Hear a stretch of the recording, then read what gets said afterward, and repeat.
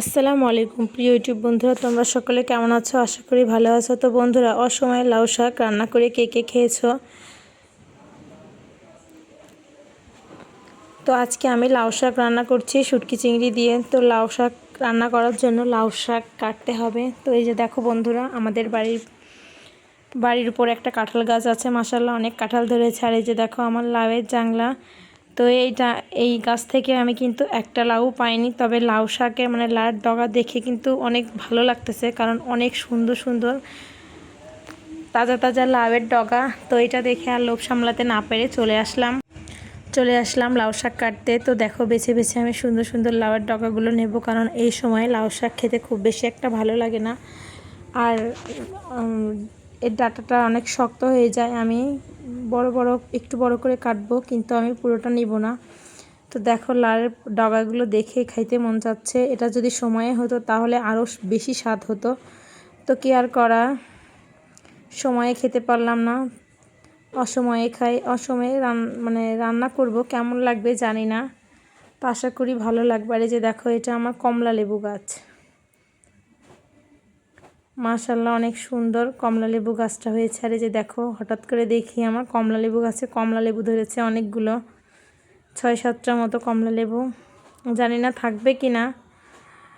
তো যে দেখো, কমলা লেবু গাছ বেয়েও কিন্তু আমার লাউয়ের ডগাটা উঠে গেছে। আমি সুন্দর মতো বেছে বেছে লাউয়ের ডগাগুলো কেটে নেব। এত সুন্দর গাছ হয়েছে, কিন্তু একটা লাউ ধরে নাই, এটা কিন্তু খুবই দুঃখজনক। তো কিসে কোন সারে, কোনো সার দেয়া না, তো কি দিলে লাউ গাছে সুন্দর মতো লাউ ধরে? কেউ যদি জেনে থাকো আমার ইউটিউব বন্ধুরা একটু জানায়ও। আর যে দেখো আমার বেগুন গাছ, মাশাআল্লাহ অনেকগুলো বেগুন গাছ হয়েছে। আরও লাগিয়েছিলাম ওই পাশে, সঠিক সময়ে পানি দিতে পারিনি বলে মারা গেছে। আর যে দেখো বেগুন গাছে কিন্তু সুন্দর বেগুন ধরে আছে। তো আমার বাড়ির পাশে এরকম ফাঁকা জায়গা দেখে আমি কিছু কিছু গাছ লাগাই। তো ছোট বাচ্চা থাকার কারণে ভালো মতো পরিচর্যা করতে পারি না, এই জন্য গাছ কিছু থাকে আর কিছু মারা যায়। এই যে দেখো লাউয়ের টাংলা ভরা সুন্দর সুন্দর লাউয়ের ডগাগুলো দেখতে দেখে খেতে মন যাচ্ছে। আর ঘরে রাখা আছে কিছু শুটকি মাছ, সেটা দিয়ে আজকে রান্না করব।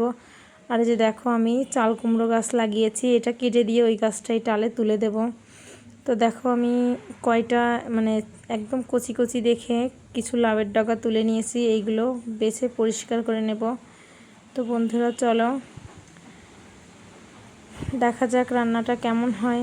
তো এই যে দেখো আমি কিন্তু সুন্দর মতো কেটে বেছে ধুয়ে নিয়েছি, এটা দিয়ে আমি আজ শুটকি মাছ রান্না করব। তো এটা রান্না করতে আমার তেমন কষ্টই হবে না, কারণ অল্প সময়ে রান্নাটা হয়ে যায়। মরিচ পেঁয়াজ শুধু ঝাল পেঁয়াজ আর গিয়ে লবণ হলুদ আর তেল লাগবে, আর কিছুই লাগবে না, কোনো বাটা মশলা ব্যবহার করব না, ঝটপট রান্নাটা হয়ে যাবে। তো মরিচ পেঁয়াজ সুন্দর মতো কেটে তেলে একটু লাল লাল করে ভেজে নেব। এরপরে শাকগুলো দিয়ে দেব। শাক দেওয়ার পরে হালকা একটু লবণের ছিটে দেব, যাতে শাকটা নরম হয়ে যায়। আমি সব সময় মাটির চুলায় রান্না করি। তো দেখো শাকটা কিন্তু অনেকটাই কমে গেছে। আর এর ভিতর কিন্তু আমি চিংড়ি দিয়েছি, কিন্তু ভিডিও করতে মনে নাই, তো শুটকি চিংড়ি দিয়েছিলাম এর ভিতরে। তো দেখো একদম নরম হয়ে গেছে শাকটা দেখে। আর এই যে আমি কিন্তু শাকে তেমন একটা পানি ব্যবহার করিনি, যে পানিটা শাক থেকে বেরোইছে ওইটাতেই আমার শাক রান্নার শাকটা সিদ্ধ হয়ে গেছে।